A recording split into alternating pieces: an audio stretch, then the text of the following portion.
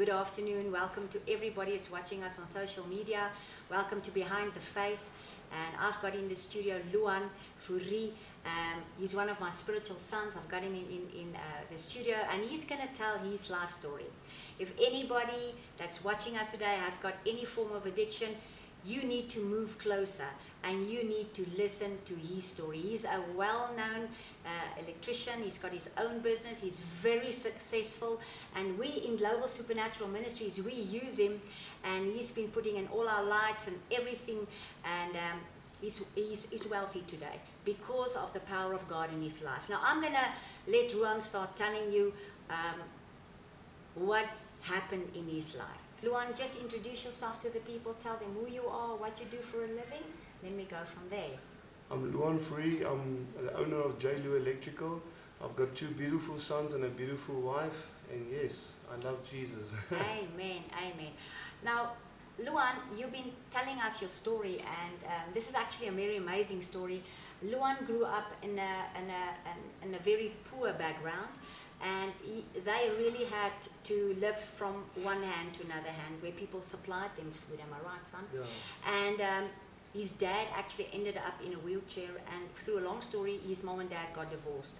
And then mom got remarried again, am I right? And it wasn't a man like a true father figure, and it was a man that severely beat at him and severely came up to him. And through that, there was a rebellion that grew up in you, am I right, son? And through that, he ended up meeting wrong friends, searching outside for someone, searching to belong due to the violence that you had in your house. And then you end up getting involved in, is it drugs?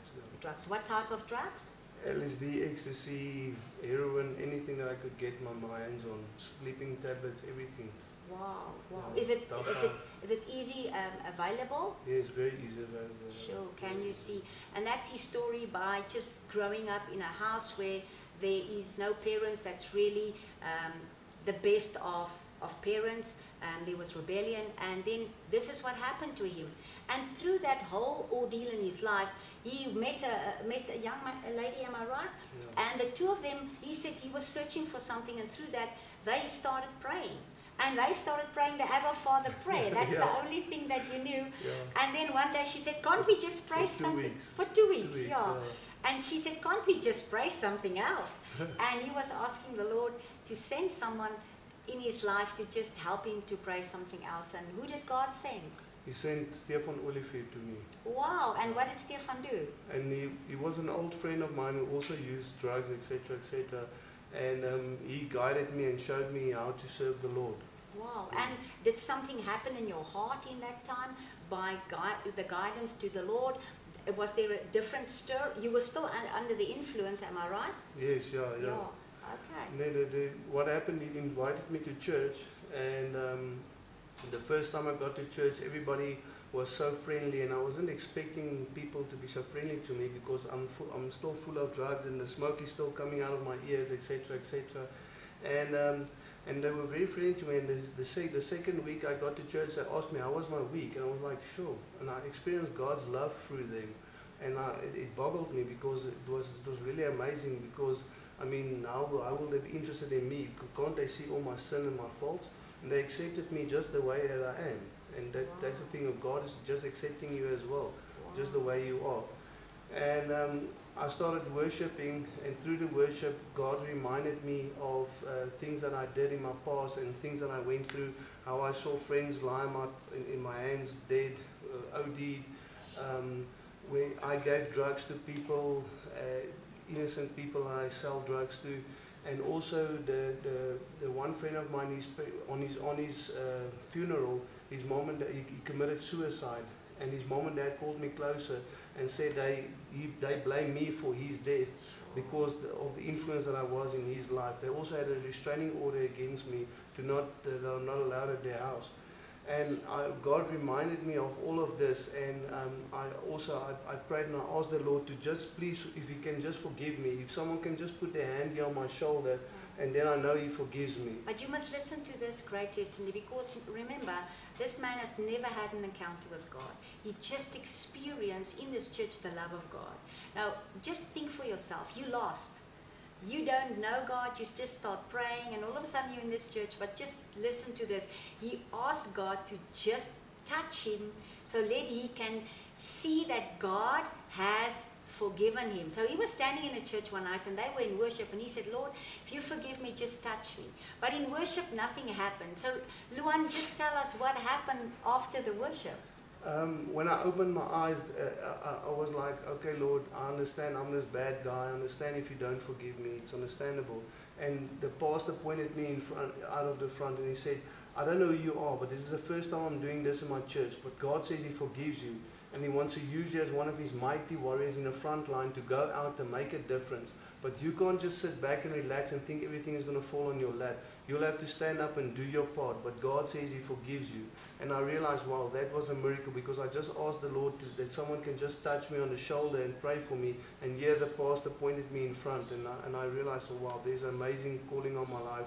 I went home and I smoked my last cigarette and my last joint, and I said, I'm done with this. And all my friends laughed at me and said to me that I'm always saying that. But then I realized that this is, I'm done with it. Can you see people when there's really a calling on your life, and when God has really got something for you, he will use anybody to speak to you. Now, Luan, through this whole ordeal in your life, what happened? What was the process? And what did you learn through everything that you went through in this whole process of being addicted to basically everything? What did you learn?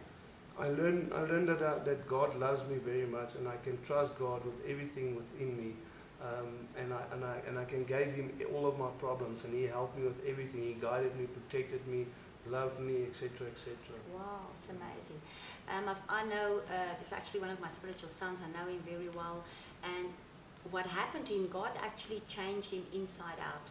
He was a hard man, he was a harsh man, he didn't love people, and today he's a lovable man. He touches everybody, he presses everybody, he greets everybody, and he kisses everybody. When the love of God comes over you, he changes you. Now, Luan, what was the role of God in this whole process? What was the role of God? Well, he showed his love to me, and I experienced big time love from him. So he's the big role. He forgave me for what I did. He cleansed me. He protected me, and he just loved me. Tell me, did God become a father figure to you in this time? Yeah, for sure. Definitely he became a father figure, yeah. And he also said I need to forgive my stepfather, and it took me, and I was like, no, God, but he did all of that to me, and I mean, how can I forgive my stepfather for what he did? Because I blamed him for my mother's death, because he was fighting with her, etc., etc. And I said to God, but how can I forgive him? And God said to me, but I forgave you for what you did. And I realized, okay, no, Lord, okay, no, it's fine. And I found my stepfather, and I said to him, I want to see him. And when I got to him, I showed my hand to him, and I said to him, I just want to tell you today that I forgive you for what you did. And he fell onto the ground and he started crying. And he said that he can't even forgive himself for what he did. Wow. So can you see, people, doesn't matter how lost you are, doesn't matter what you are involved in, that God can reconcile people and God can forgive you, doesn't matter how far you are lost. Now, Luan, what was the end result? What was the end in this whole process? And if you can, maybe there's someone out there that's listening to you and is involved in any kind of addiction.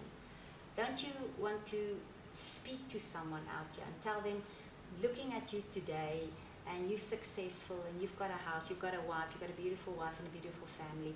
Don't you want to maybe speak to someone and tell them what's the end result? The end result is, firstly, you have to forgive yourself so that you can forgive others. And from there onwards, start believing in God and start engaging in your life and be serious about things that you do in your life. And God will change you. And because he changed my life upside down, he turned it around completely. And God will touch your life and he will change you. But just you have to take the first step, and you have to engage and change your life and start to work on small things, and God will add and add and add to your life. Like today, I'm very blessed with 2 beautiful children and a beautiful wife, and I've got a beautiful business as well. I've got a beautiful church, Global Supernatural Ministries, and things are going very well for me. Thank you, Luan. and you've got another story to tell. And in a few weeks' time, we're going to tell the people how God actually has saved your life.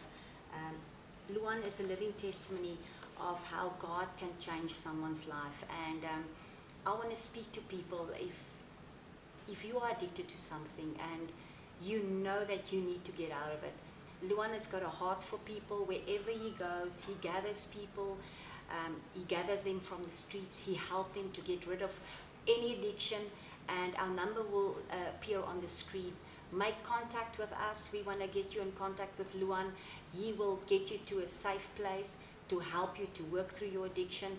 There is hope. We are serving a living God. We're serving a supernatural Father. And it's not God's plan for your life to be addicted to the dark world. God wants all to live a life free of addiction.